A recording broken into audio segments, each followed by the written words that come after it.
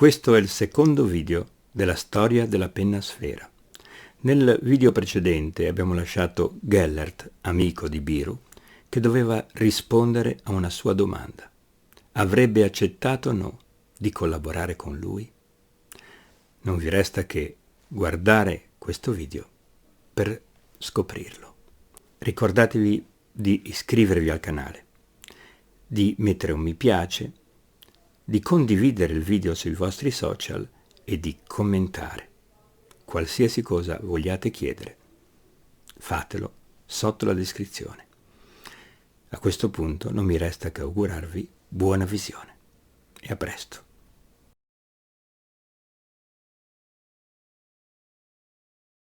Gellert accettò, ma per la parte meccanica, si disse, e per l'inchiostro? Venne coinvolto nel progetto anche il fratello di Laszlo, Gheorghi, che era un dentista e aveva qualche conoscenza in chimica. Direte voi, un progetto avventuroso necessita di persone avventurose. Cominciarono le sperimentazioni. L'inchiostro della stampa non raggiungeva neanche la rudimentale sfera che Gellert aveva costruito. Una cosa avevano capito in questo primo periodo: senza finanziatori, per avere macchinari di precisione, non si poteva andare avanti. Nel 1937, anno in cui ci troviamo in questo momento con la nostra storia, scadeva il contratto con la General Motors e le finanze di Laszlo erano in sofferenza, o almeno non erano tali da affrontare un'impresa del genere. La decisione comunque fu presa. Unite le forze finanziarie rimaste, andarono a Lugano, dove ordinarono qualche centinaio di punte e sfere a una fabbrica di orologi. Rientrarono a Budapest, ma del rifornimento dalla Svizzera si poterono utilizzare solo meno di una decina di esemplari. La penna sfera iniziava così la sua avventura zoppicando, ma qualche prototipo, se non altro, per cominciare a cercare finanziatori, era nelle loro mani.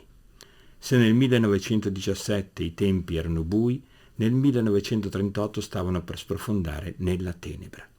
In quell'anno il governo ungherese promulgò la prima legge antisemita. Laszlo era ebreo e quindi fu immediatamente licenziato dal suo giornale. Sconfortato ma non abbattuto, raggiunse un pomeriggio Gellert al Café Japan, che lo aveva cercato telefonicamente per dirgli che aveva un appuntamento con una persona molto interessata al loro progetto. Andor Goi, imprenditore, brusco nei modi e per niente entusiasta di carattere, diffidente e sbrigativo. Insomma, non era un gran bel biglietto da visita.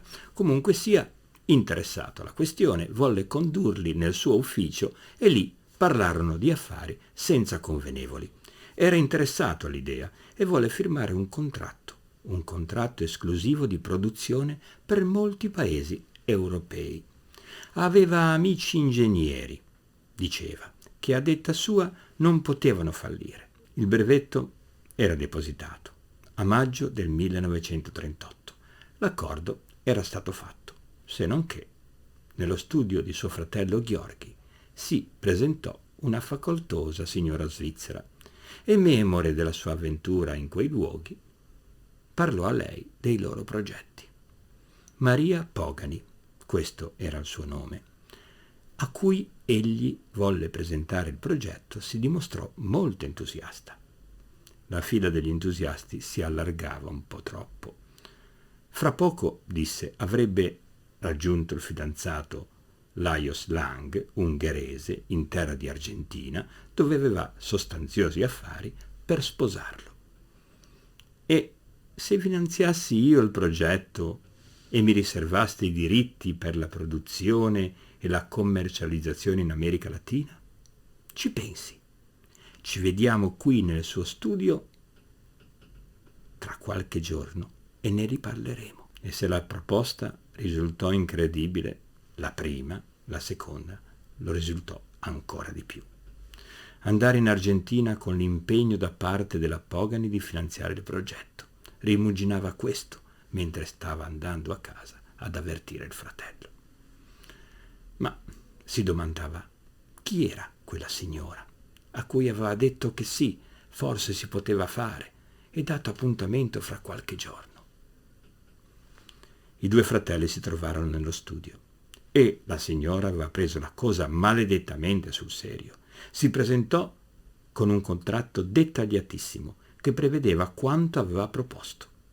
Biro si sarebbe recato in Sud America per avviare la fabbrica e tutto sarebbe stato spesato dai futuri coniugi Lang. Biro firmò. Tanto valeva fidarsi. Che cosa aveva da perdere?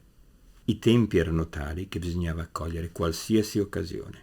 I venti di guerra soffiavano e c'era aria di chiusura di frontiere, di incertezza e di paura. La situazione finanziaria non gli consentiva nessun progetto di fuga. Il terzo finanziatore non tardò però a comparire sulla scena e fu un incontro insolito.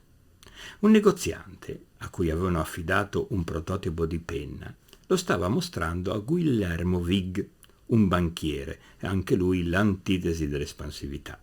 Biro e Gallert si trovavano anch'essi nel negozio e, dopo averlo visto riflettere, si sentirono proporre di recarsi in vacanza dove stava per andare lui, in Slovenia, per parlare di un possibile futuro accordo per la produzione della penna nella penisola balcanica.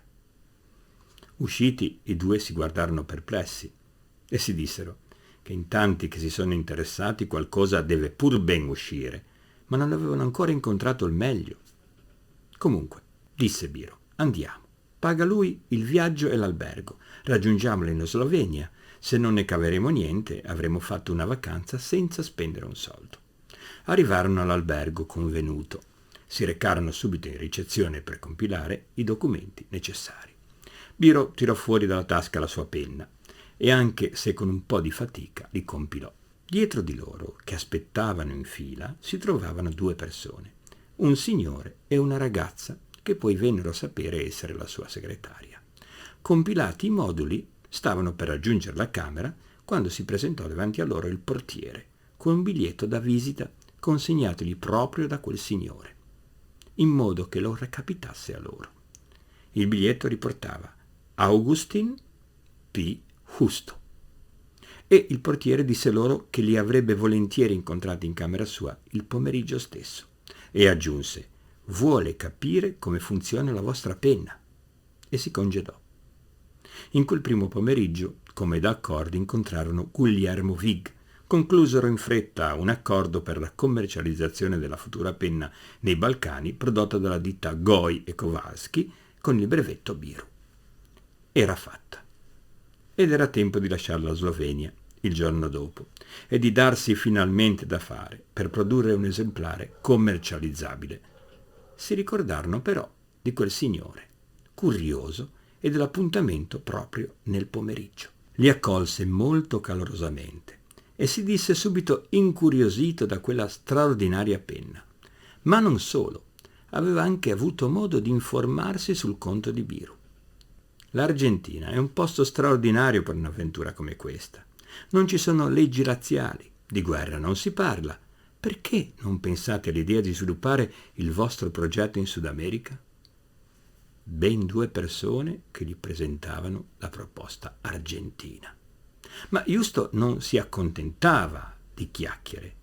Disse che l'ambasciatore argentino a Budapest era un suo amico e che i visti non sarebbero stati certamente un problema. Chiese alla segretaria di fissare un appuntamento. E che appuntamento! Alle ore 10, fra 2 mesi, all'ambasciata argentina a Parigi. E lì avrebbero trovato ad attenderli i visti per l'Argentina. Detto questo, li guidò con un saluto i due ungheresi che rimasero da soli a parlare con la segretaria. «Scusi», chiese Biro, «ma chi è quel signore con cui abbiamo appena parlato?»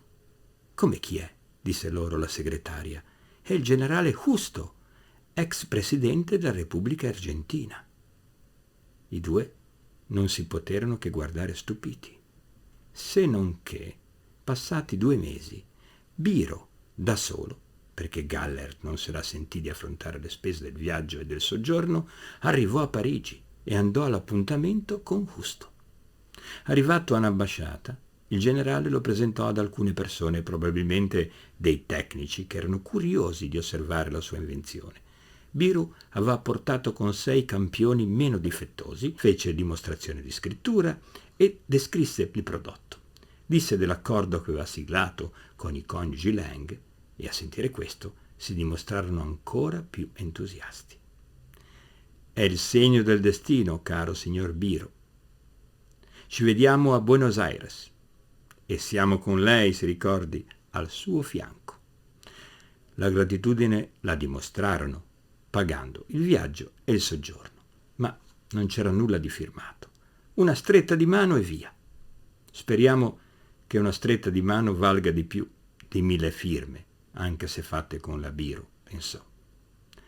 Nel viaggio di ritorno rifletté e pensò ai Lang, al loro contratto e a Justo e alle sue parole di incoraggiamento. Non sapeva cosa fare. Arrivato a casa, ne avrebbe parlato con Elsa.